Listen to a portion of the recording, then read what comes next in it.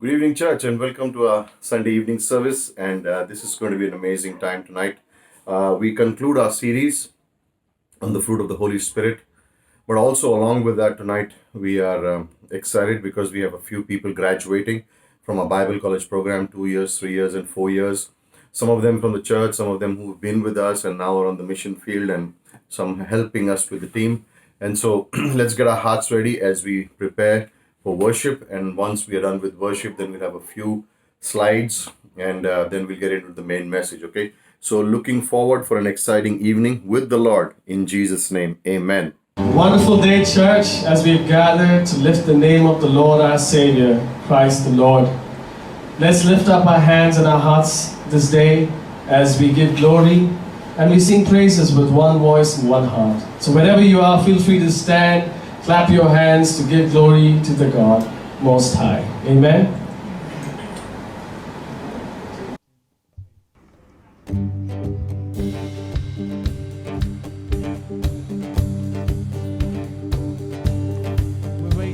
We waited for this day, we gathered in your name, calling out to you.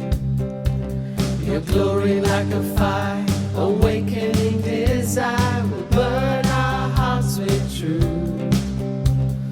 You're the reason we're here, you're the reason we're singing. Open up the heavens, we want to see you.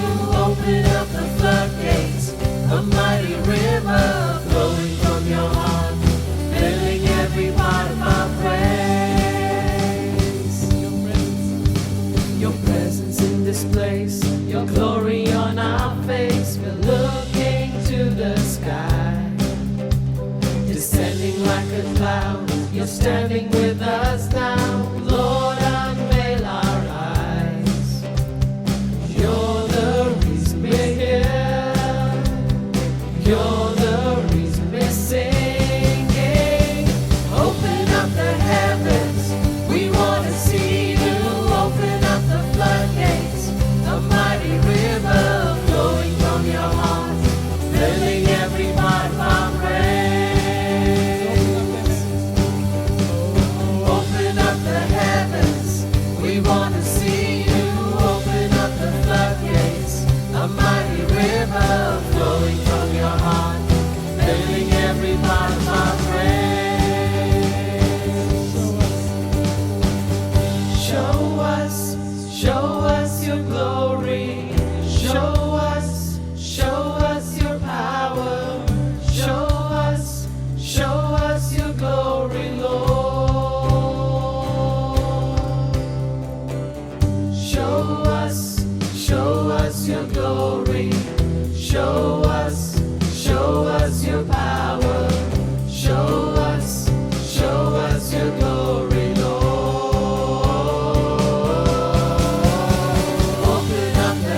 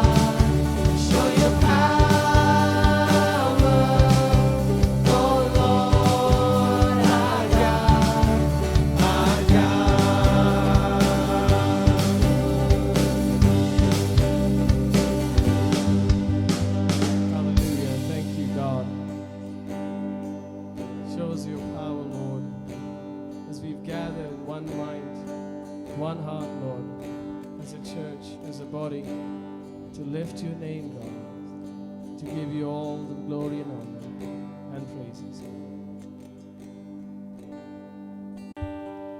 I stand amazed in the presence of Jesus the Nazarene,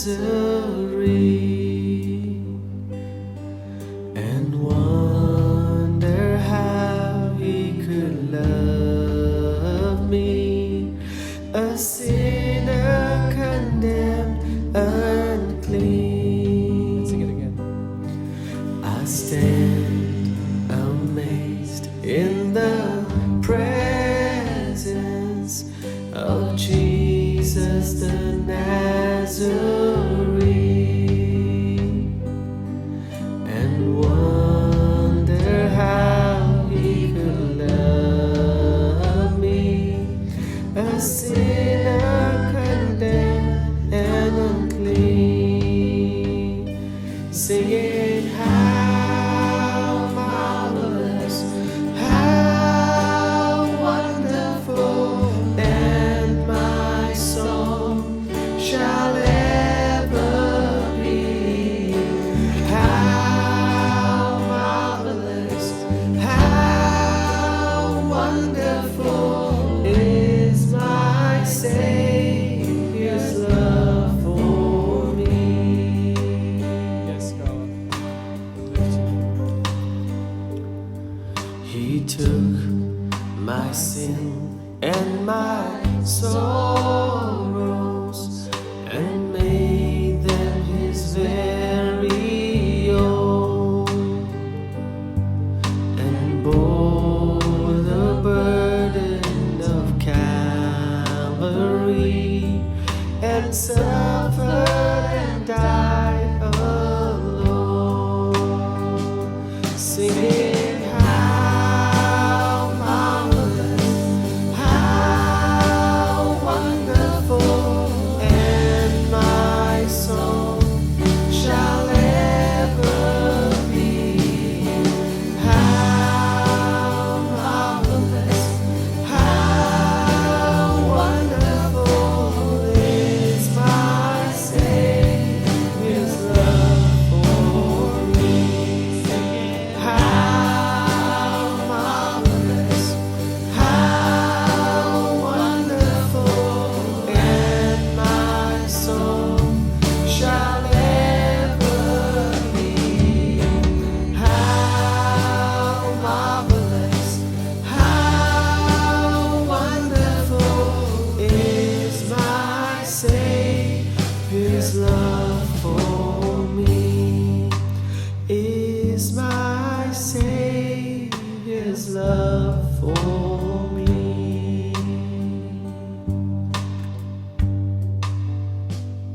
We're singing how marvelous, how wonderful, and my song shall ever be.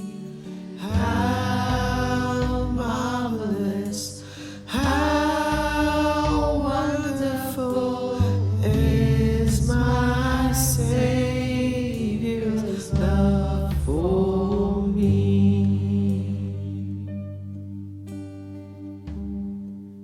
Yes, God.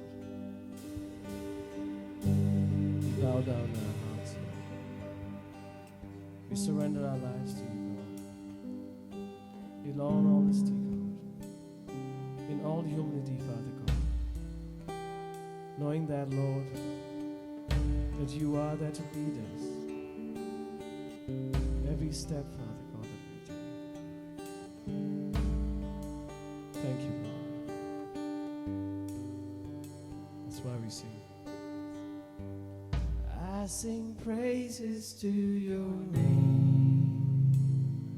Oh Lord, I sing praises to your name. Oh Lord, for your name is great and greatly to be praised. I sing praises to your name. Oh Lord, I sing praises to your name. Oh Lord, for your name is great and greatly to be praised. Let's sing glory to the God. I sing glory to your name. Oh Lord, glory to your name. Oh Lord, for your name is great and greatly to be praised. I sing glory to your name. Oh Lord, I sing glory to your name. Oh Lord, for your name is great and greatly to be praised. I sing praises to your name. Oh Lord, I sing praises to your name. Oh Lord, for your name is great and greatly to be praised.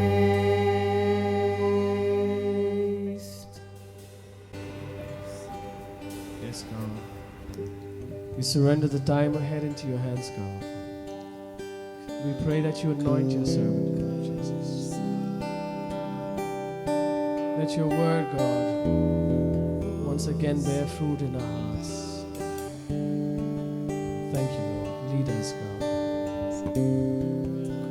Help us to quieten our hearts and hear your voice, Lord. To understand the plans that you have for us, Heavenly Father.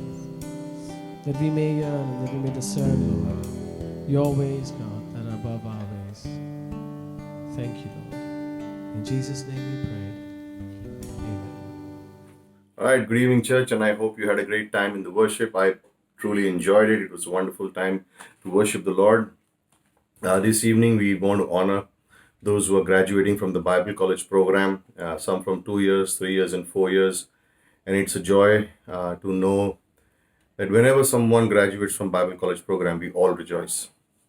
Some of the people that you will see in the slides following, they have served alongside us in the Santa Cruz Church. They're a part of the family. Some are from the church, and everyone's precious. Everyone's, in that way, have kept the Lord in the forefront and have continued and gone on ahead and served the Lord. And this is the beginning of life, in a sense, we can say. So, congratulations. We have Samir and Jafar and Badu and Esther and Jagdish and Zavia, and congratulations to all of them. And maybe next year some of you who are watching will be on this graduating list. So continue, keep the focus, keep going forward with Bible College, okay?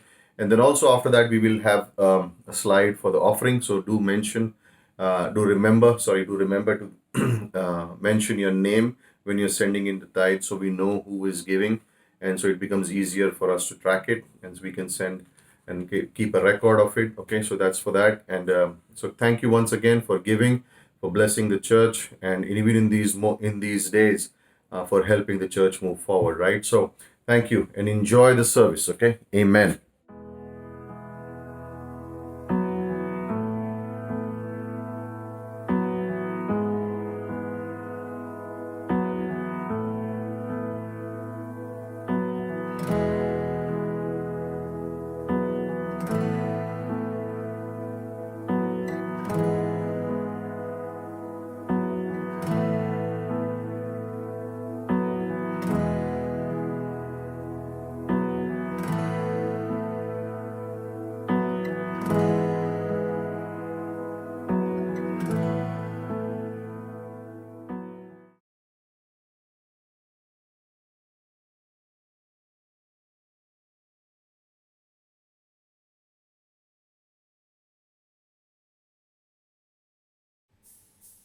Alone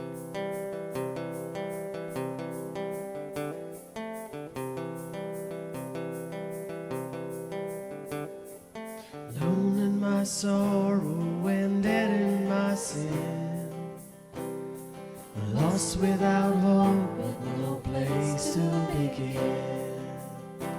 Your love made a way to let mercy come in. When death was arrested, my life began. Ash was redeemed, only beauty remained. My orphan heart was given a name. My mourning grew quiet, and my feet rose to dance. When death was arrested and my life began. Oh, your grace, so free, washes over me. You have made me new, now life begins with you.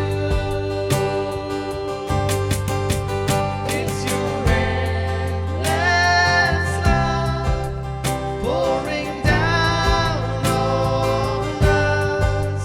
You have made us new, now life begins with you. Released from my chains, I'm a prisoner no more.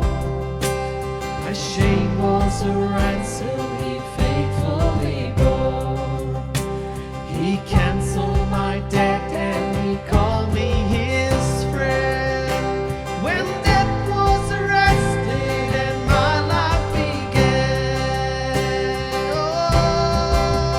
Oh, your grace, so free, washes over me.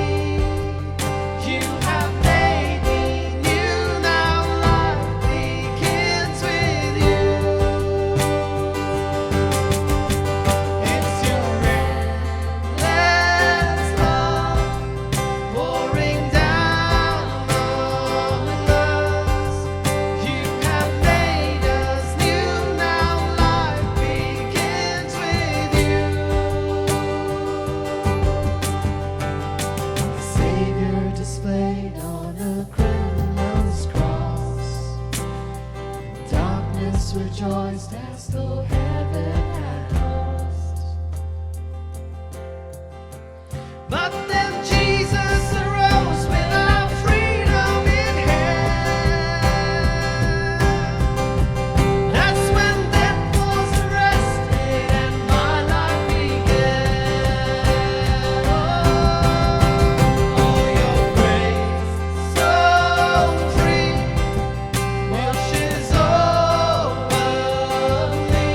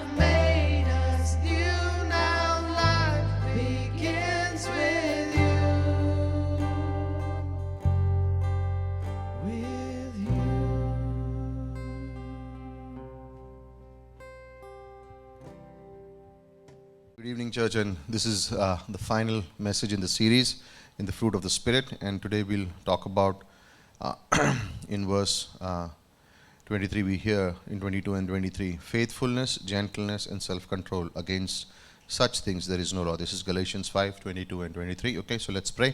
Father, we thank you once again as we conclude this series tonight. Thank you for speaking to our hearts, and we pray that as we glean from the scriptures, hear these words, that you will minister and speak to our hearts, Father. And minister once again as we need this, God. We need these words. We need the fruit of the Spirit, not in a selfish way, but to reveal the beauty of Christ, to reveal the glory of Christ. And once again, thank you for the church, for the work of your hands in our lives. And in these moments, God, touch us deeply. Leave an impact of Christ in our hearts that will change us to be more and more conformed into the image of the Son, Jesus Christ. So bless these words that we are about to hear in Jesus' name. Amen. Okay. So we have talked so far about love, and we said this is an unconditional love. When we spoke about joy, we talked about joy being an inner mental happiness not based upon what we do, but it's a strength. When we spoke about peace, we said it's an inner mental stability, and this is a stability that comes, which is outside of circumstances. It's not based on circumstances. Last week we spoke about patience, and patience means deferring an anger to a longer period, and patience is built with people in situations and in circumstances. Then we spoke about kindness, and kindness being gentleness in the way that your gentleness has made me great, which is it's an aspect of Christ in our life, and it's never late to do an act of kindness. Then we spoke about goodness, and the goodness is God's goodness, not produced by man. Man's goodness is temporary, is there for a little while, but God's goodness remains forever. And then we talked about now, in the last three, is faithfulness. The word faithful is the word in Greek pistis, P-I-S-T-I-S. Greek word is pistis. Now, the pistis is not translated as faith, but it is always translated as faithfulness. And this is faithfulness. This is 1 Thessalonians 5:24.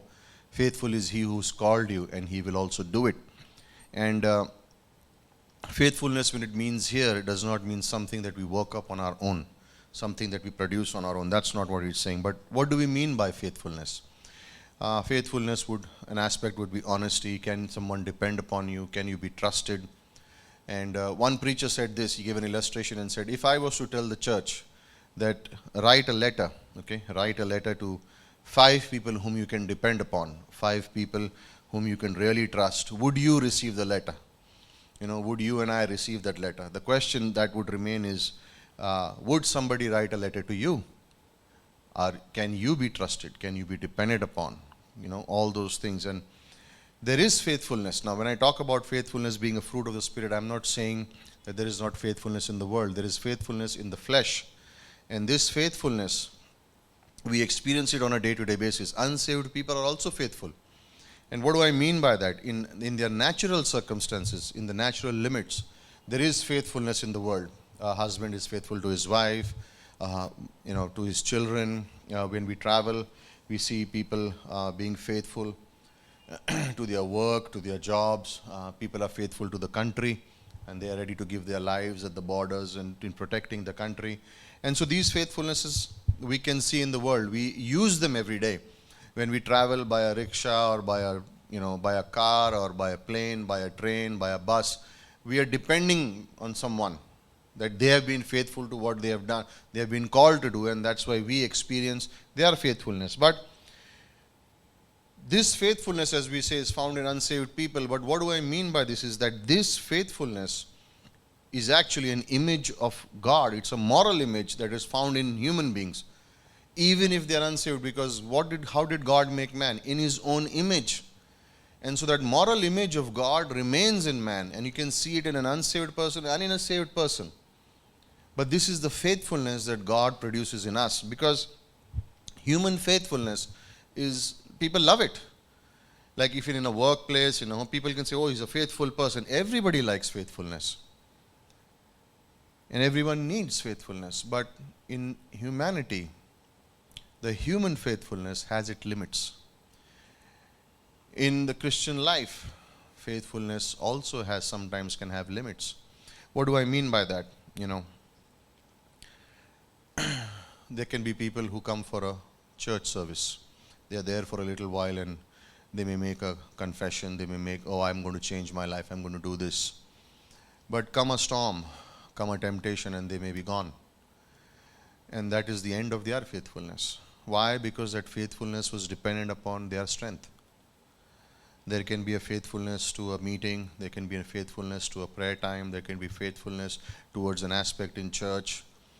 And come the storm, come the trial, come the temptation, man can leave it and walk away. We see that in the scriptures that sometimes when a temptation came, different people responded in a different way. Temptation came to Samson, and his response was he gave in to it. Temptation came to Joseph, he ran away from it. There are two things that will test your faithfulness. There is a temptation and there is a trial. Trial came in Peter's life when he said, I will not forsake you. But the severity of the trial, Peter made a confession. I don't know this man.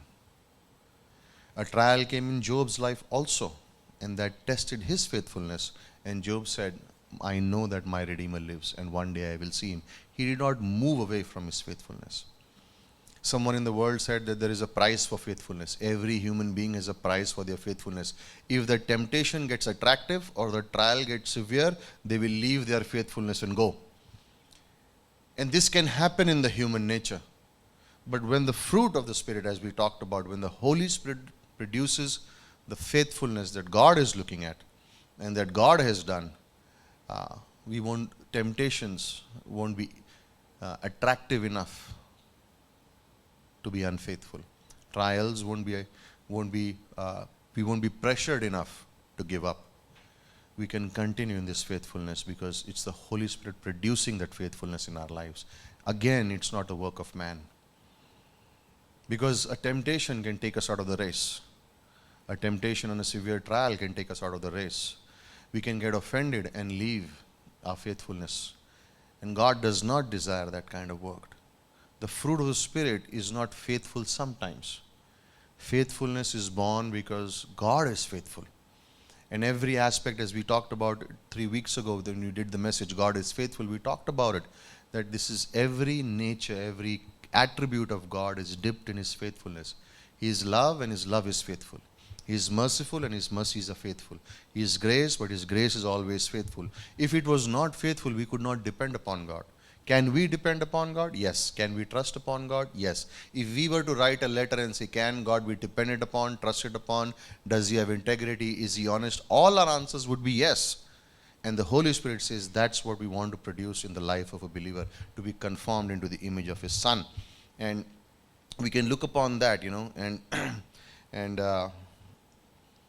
in the book of Luke, I think in chapter 11, we look at the story of the righteous Pharisee who would say, God, I give my tithes. God, I do this. I'm not like this publican, And God says in 1 Corinthians 1:31, do not be like them. Do not be lifted up in pride. Like, we cannot boast of our faithfulness because anything can change our faithfulness, but God can, because He will always remain faithful, And we see what happened in the life of Peter. He can deny Christ, but when he is filled with the Spirit, he can stand before 3,000 in the midst of opposition, say, I will preach.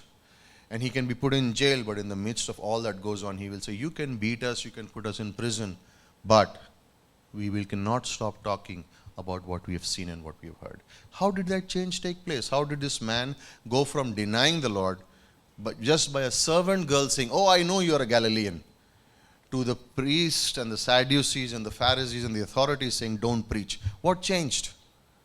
He allowed the Spirit to do His work. And that's true in our lives too. And when we look at that, 2 Timothy chapter 2, verse 13 says, if he believe not, he cannot deny himself, he remains faithful. God remains faithful to us, and that is the foundation of our faithfulness. And again, as we surrender to the Spirit, then the Holy Spirit develops this in our life, Sometimes people struggle to give up a habit and they become slaves to the habit and say, I don't think I can leave this. And sometimes people can leave it like this, it just goes away. faithful, God allowed it. In my strength, I try to give it up, it doesn't go. When I surrender, God takes it away in a moment. We know of addicts who have been, addicted to drugs for years, give it up. But we also know of people who chew tobacco and can't give it up. And which should be easier? The tobacco should be easier. But why? The problem is there is no surrender. And the faithfulness of God is not working in the life of the person because they are not surrendered. Where where does God work? And if there are areas in our life, and I think we spoke about it last week, where I am not allowing the Holy Spirit to enter in, God cannot work in those areas. They are available, they are there, but if I'm telling God, not here, then He can't do much there. Allow the Holy Spirit to penetrate in our life. And where do we see this faithfulness? The first place we can experience faithfulness is in our families. Christianity is not on a display religion. If I am not faithful at home, I won't be faithful outside. It's as simple as that. The first area of faithfulness is in my home. When a husband is faithful to his wife faithful to the husband, kids, and that's the faithfulness that's built. And in the home is the first place where this faithfulness is revealed. And that's what we can think about, that, there is a moral faithfulness, but there is God's faithfulness. What is adultery? It's a break of trust. That's what adultery is. And that's why God hates idolatry, because we are married to Him in a way. We are the bride of Christ. But if we keep something else more important and worship that, which is apart and outside of Christ, then that is idolatry, and God hates it because it's a break of trust. The first place where we are faithful is, of course, in a relationship with God, but it's displayed where? In our families.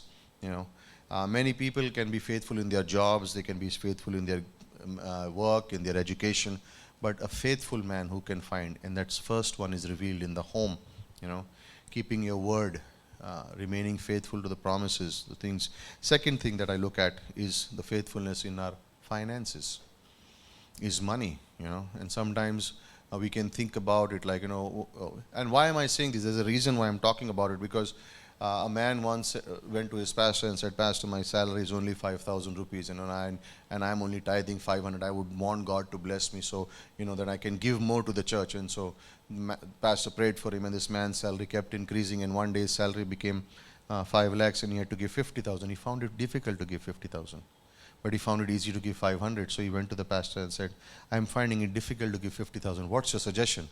Pastor said, "I have a good prayer. I'll pray that your salary gets back to 5,000.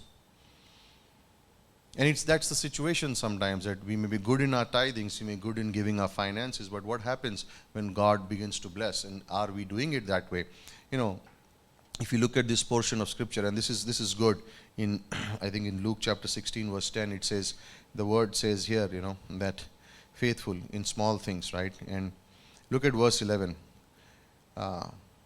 If therefore you have not been faithful in the unrighteous mammon basically is the god of possessions, then who will commit to you the trust of the true riches? The true riches is spiritual riches. What is this verse saying? If you are faithful in the little things regarding money, then God can bless you with the spiritual riches. Now, what's the prosperity gospel? They turn this verse upside down. They say, get spiritual so you'll get money. But the Bible says, first be faithful in the little things that you have received from God in financial, then God will spiritually bless you.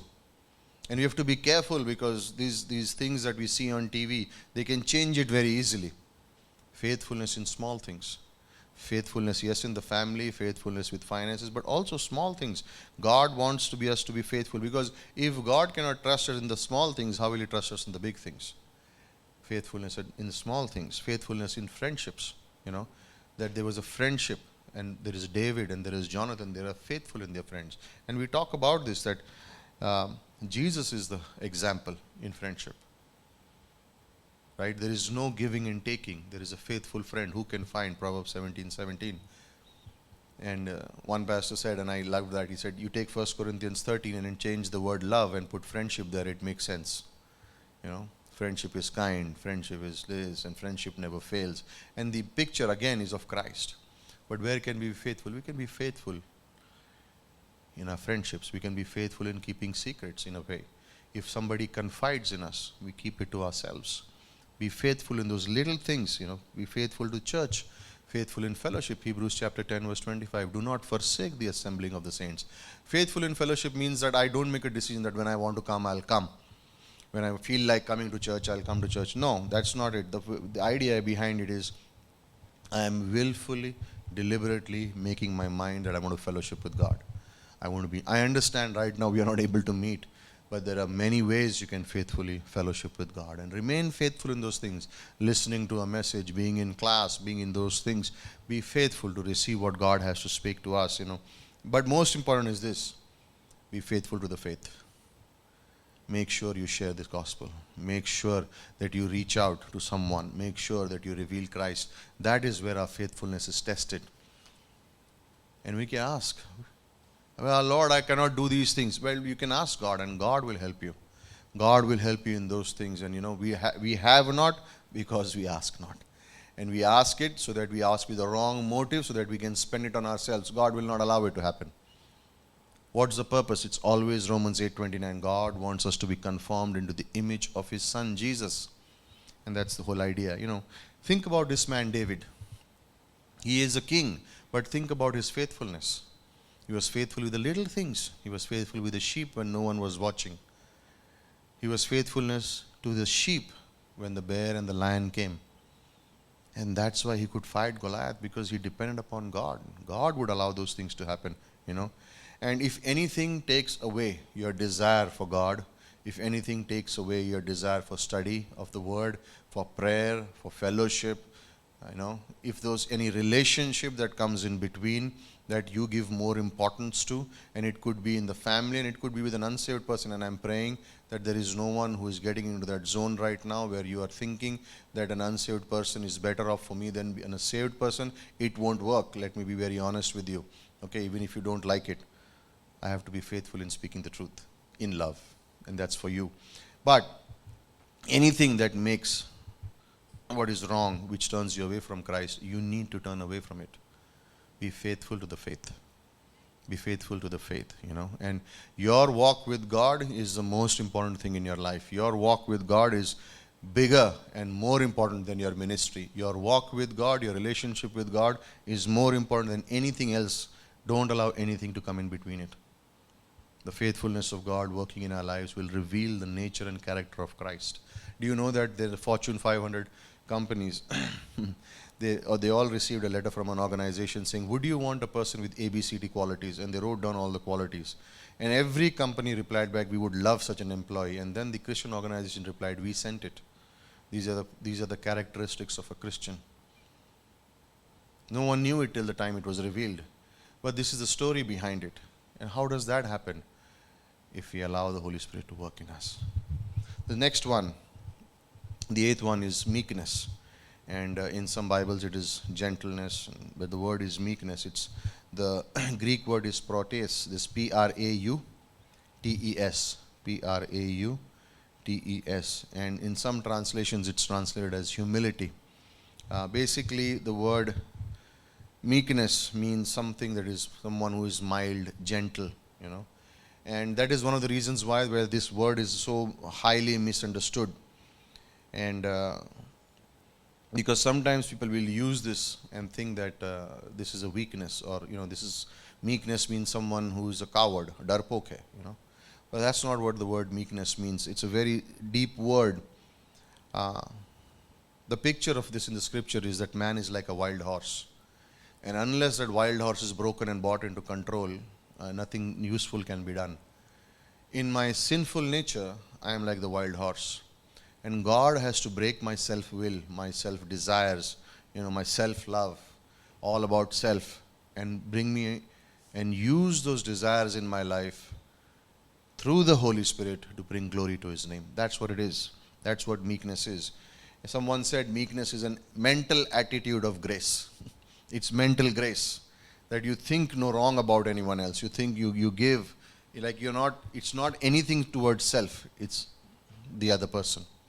And the greatest example always is Christ, that this is the humility of God, And because Christ was that way. What is meekness? It's always thinking the best about others, It's always constructive. It is always helpful.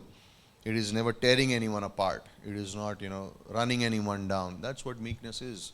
It's mild. It's tame. It says, it's gentle. Okay? But Isaiah 53 verse 7. He was oppressed and was afflicted, yet he did not open his mouth. He was brought as a lamb to the slaughter, and as a sheep before the shearers is dumb. He did not open his mouth. 1 Peter chapter 2 verse 23. Who, when he was reviled, did not revile back. When he was suffered, did not threaten back, but committed himself to the one who judges righteously. When Christ was accused, he did not say, wait till I get back. Once I get resurrected, then I'll show you. He did not say, wait for my time to come, then I'll get back at you. He did not say those things. He did not say, let me get my opportunity, then I'll come back to you. But on the cross, he said, Father, forgive them. That is meekness.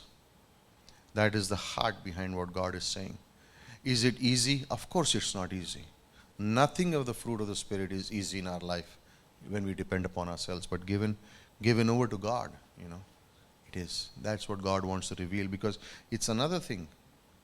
It's another thing that draws people to Christ. What's the natural reaction? I love to get back. I love to take revenge. I love to do those things in my natural self. But when the Holy Spirit takes over, meekness is revealing Christ. Meekness is revealing Christ. Not wanting my own, not desiring myself, not wanting to puff myself up, not wanting to get a title or a position, but willing to be humble to serve. The Son of Man, Mark chapter 10, did not come to be served, but to be served and give his life as a ransom for many. That becomes our example. Is this world in need of meekness? Of course it is. You see a meek person, you will find that they have a great family life. You see a meek person, you will find that they are great in their work, whatever they do. In that way. Why? Because they are submitted to God. And in our meekness is where we find the fruit. And when we are submitted to the Spirit. And again, as I said, it is not cowardice. Jesus was not a coward. He did not shun away from the cross. He did not look back from the cross and say, no, what will happen if I preach before 10,000? What if they don't accept me? He was not a coward. Meekness is not coward, Someone who fasts for 40 days and 40 nights in the wilderness cannot be a coward. A coward will never be able to fast 40 minutes also. For 40 days, a coward would not be able to pick up a rope and whip them and say, get out of here. My Father's house is a house of prayer. Meekness is not cowardice. Meekness is strength under control. It is God's strength that is given to you, where you will not tolerate unrighteousness. But at the same time, when you are treated badly, you won't revile back. Tough. We do the reverse. We revile back and we don't want to be. But this is what God does in our life, Is Moses, Numbers chapter 12 verse 3, the meekest man on the earth? Well, how can he be the meekest man on the earth? How can Moses become the meekest man on the earth? If he can lead 2 million people out, he cannot be a coward, right? Meekness is also not weakness. People think it's weakness. No. David stands in front of Goliath. He's a meek man, but he stands in front of Goliath and the whole army is scared. One man is not. Like, how would you like to be in David's position with 5 stones and a slingshot? The point is this: we all have abilities, we all have ambitions, we all have desires. If we are not meek, then the devil will use them so that we can puff ourselves up. But if we are surrendered to the Spirit, then every desire, every ambition, everything will be used by the Holy Spirit to use us in a mighty way to bring glory to God. We all those talents. Ambition is not something that I produce. God gives it to me. I have a desire that it's God, but how do I use it? For my own flesh or to be submitted to God? That will make all the difference, In Moses, you can criticize him, criticized by his own sister, and he does not say a word. David is thrown stones at by Shimei when he's going away, does not say a word. These are people that God has put in the scripture so that we would learn, that we would learn that these are things that God takes upon and uses us to bring glory to His name. When David comes back, he does not do anything to Shimei. Moses did not fight back with, Miriam. He just surrendered to God. Yes, we have these abilities. Yes, we have these drives. What do I need? Surrender. Surrender. 2 Kings chapter 26 verse 16 and 17 says, King Uzziah, when he became strong, got arrogant, and then he fell. Till the time he was meekly submitted to God, he was doing very well. The moment he became arrogant, he fell. That's the difference. Yes, there is a desire. Yes, God has put something in place. But as long as it is giving glory to God, God will lift you up. But the moment it turns towards self, then God brings us back down. He will not share His glory with another. So all your gifts, all your abilities, God says, I'm not taking it away. He won't say, I will leave you like a cripple. I will not allow you. People say in the world that if you want to break a horse and if he is not willing to listen, then break the leg. That's the end of the story. The horse cannot be used again. God does not do that with us. God strengthens us, brings us to a place, and He says, listen, you have a temper issue? Ephesians 4:26. Do not let the sun go down on your wrath. Very simple. Let the Holy Spirit do this work in you, and certain things are good, certain things are bad, and whatever they may be, turn to God, allow Him to do the work, Our eyes, our face, our hands, all these are going to be used. And as long as it is being used for the glory of God, these things, God allows us to build in our lives. Final one is self-control, and the Greek word is enkrateia, enkrateia.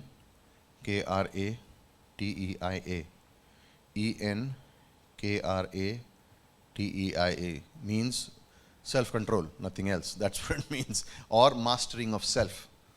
So, why does God want us to be in self-control?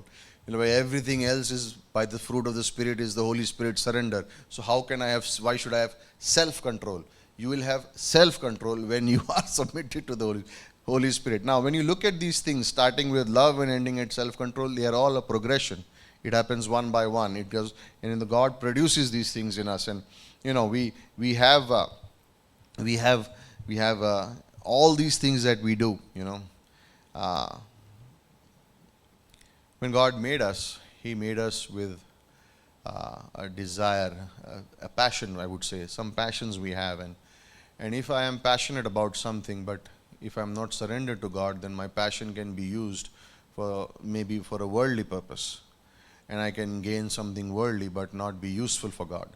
But if after being a believer, if I use that same passion for God, and then God can use it for His glory. And I think many of you know the story of Sheldon Bangera. I think he would love the rock music, and then once surrendered to God, then God used him to share the gospel music, and he leaves those kinds of things.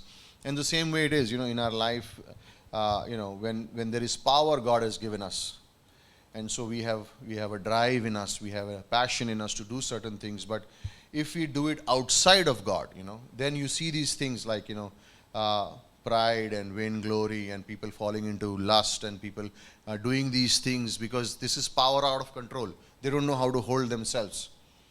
You give a man a little bit of money is fine, and then someone who does not know to handle money, you give them money and they go crazy. They don't know what to do. Pastor Mati recently was saying that there was a man who won lottery in Europe, and it was 34 million euro. And he said, if that was me, then I would call the people up and say, you got the wrong person. I don't think I want this money. And he said, why? Because I know the power of that money. That if I have it, then what it can do to my life. Not saying that we don't need it, but too much of it. And this is sometimes with our passion too, that sometimes we can, if we have it, but it's not submitted to God, then those things go out of our control. We may do things which bring these things. And we see the excess of it in the world. Why is an alcoholic an alcoholic? Why are those people doing the same things that they are doing? Why are those things happening? The things are happening in this way, and the reason why they happen is because there is no control. There is no control. There is no breath of the Almighty. In Revelation chapter 1 verse 8 it says, and God is Almighty. Almighty, the word means Pantocrator, for whom nothing is impossible. And that's the whole idea behind it here. So how does self-control make a difference to God? And the idea is that God can never use something that is unclean. Now, suppose you take the best mineral water in the world and you pour it into a dirty glass, will you drink it? And the answer is obviously not. I can have a glass full of dirt, but I take the purest water and I put it into it. And you say, but the water is pure. Yeah, but the glass is dirty. Exactly. God's Spirit is there, but if my life is not clean, then God cannot use me. And God does not want these excesses in my life. He wants my life to be submitted, to be under control. Yes, the passion is good, but let it be used for the glory of God. And that's the whole idea here. And as we said earlier, that two people cannot drive the same car at the same time. Either my life can be driven by me or my life can be driven by God. And when it's driven by God, then things are in control. But when it's driven by me, do you love to break the red light sometimes? And these days when we are driving, we don't care whether the light is red or no, because there is no traffic on the roads. I'm not advocating something. I'm just giving an illustration. And thank God these days people have put the cameras also on, so the bill comes straight to your house. Anyway, what I mean to say is this. Don't let things get out of control, and if you're moving around too much right now, sit down and just listen to the message. And this is what people on TV. Psalm 42.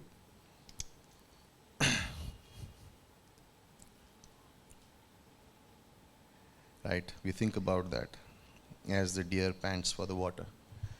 So there is a hunger in my life, but if my hunger is not for the things of God, then I won't be satisfied.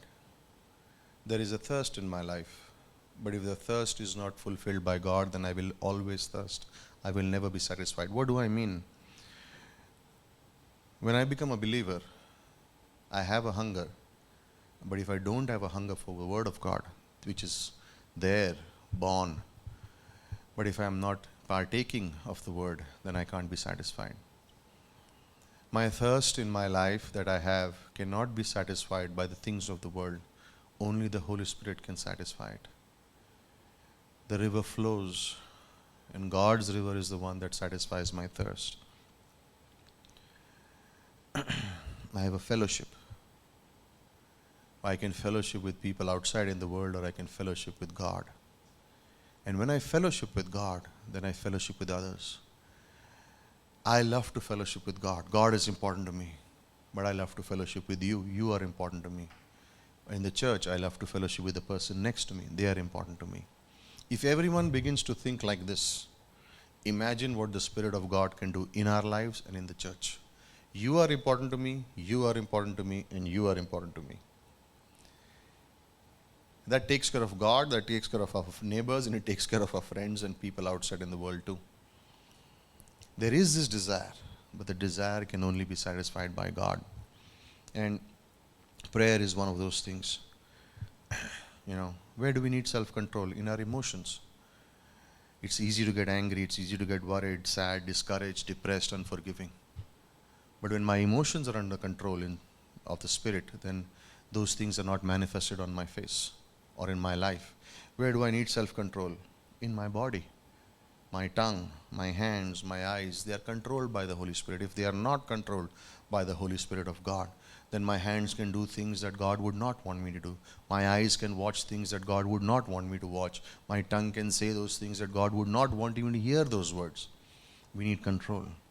And anything that goes outside of the realm of the Holy Spirit in my flesh will always be out of control. And the devil loves to use those things. Remember, little thought of Peter went out of control, and he used his throat to say, "You will not go to the cross." He had lost self-control at that time.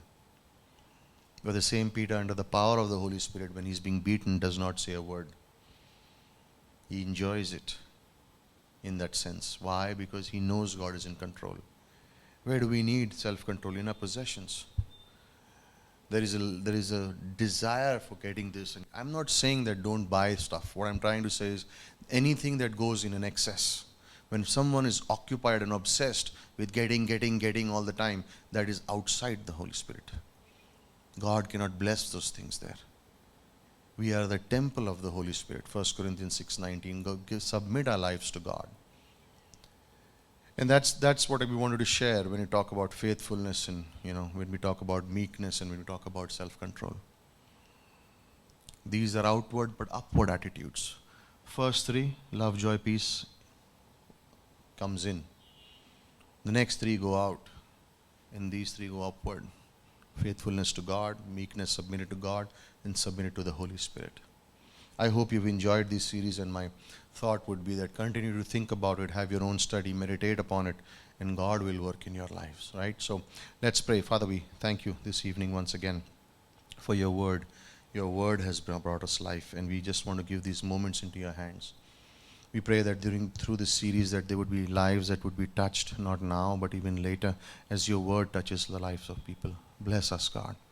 Bless the church, the work of your hands, the people, and just continue to pray that you will heal people, you will provide for people, and glory be to your name, God. We just want to thank you. If anyone's watching this program, if you've never put your trust in Christ, we just want to say this: believe in Jesus. He is a Savior. He can give you life and life after death. Commit your lives to God. And if you want to be sure of going to heaven, your sins being forgiven, just say this simple prayer: Jesus, save me. Thank you for dying for my sins. I put my trust in you. I accept you as my Lord and Savior. Come into my life and change me. If you're saying that prayer for the first time, maybe no one's looking, no one knows, but in your heart when you say this, know that you're a child of God. God blesses you. He saves you. You become a child of God. Your sins are forgiven, and you can be sure of heaven. Get hold of a Bible, get hold of a fellowship, listen to messages, and be built up and encouraged in your faith. And ask God for a church, and God will guide you so that your life can be used for the God's purposes. Okay, so Father, once again, bless our church, heal, provide, in Jesus' name. Amen. Let's just once again stand up wherever we are and give thanks to God. Amen.